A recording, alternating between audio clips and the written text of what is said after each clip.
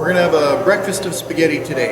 We've got all the electrical to lights, we've got Airlines, lines to ABS, we've got some auto greaser lines back here.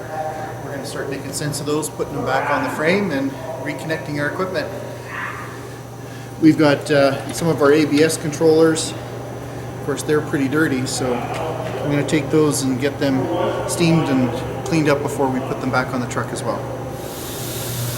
At this stage, while we're starting to reroute the lines back along the frame, take a special care to look at every harness along every wire and hose and make sure we don't have any wear points. We were very careful taking them off.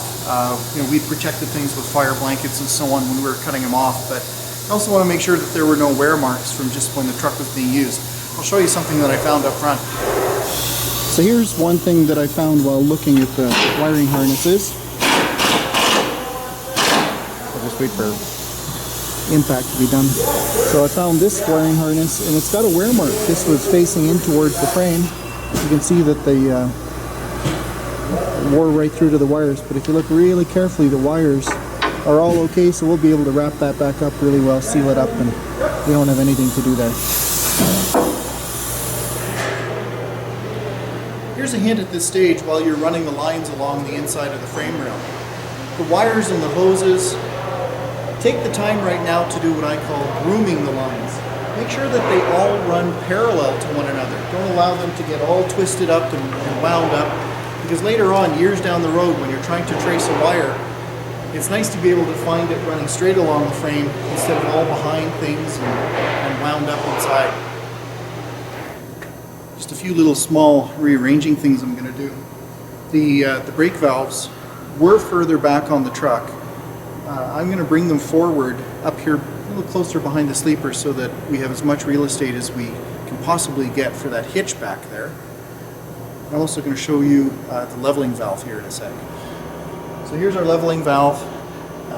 This is going to be routed down to the axle to get us to the right height. One other thing we've done, this is the auto greaser supply here. Going to the right side and the left side, you'll see that underneath we've capped off the greasers because we've got one less axle. While working on our leveler, I thought I would mention a practice of mine is to replace Airlines. Look at some of the ones that we've taken off here. There's quite a bit of wear, and looks like they're starting to show their age a bit. So it's been my practice that I replace all the lines. I like to do the fittings as well, just to make sure that the truck is going to be as reliable as possible. We're taking these on our holidays, and breakdowns when you're on a holiday is not a lot of fun. Here's a time saver.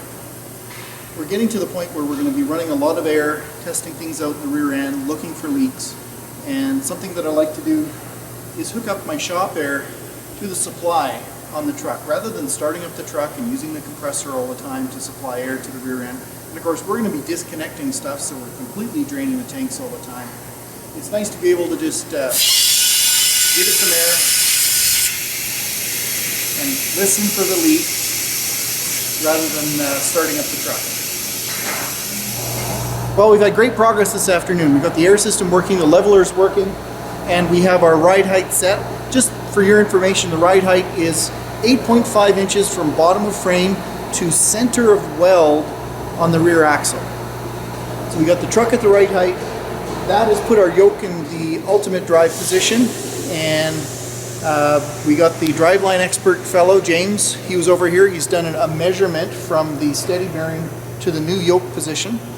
And we're going to take our driveline over now to him. He's going to do an inspection and let us know what needs to be done.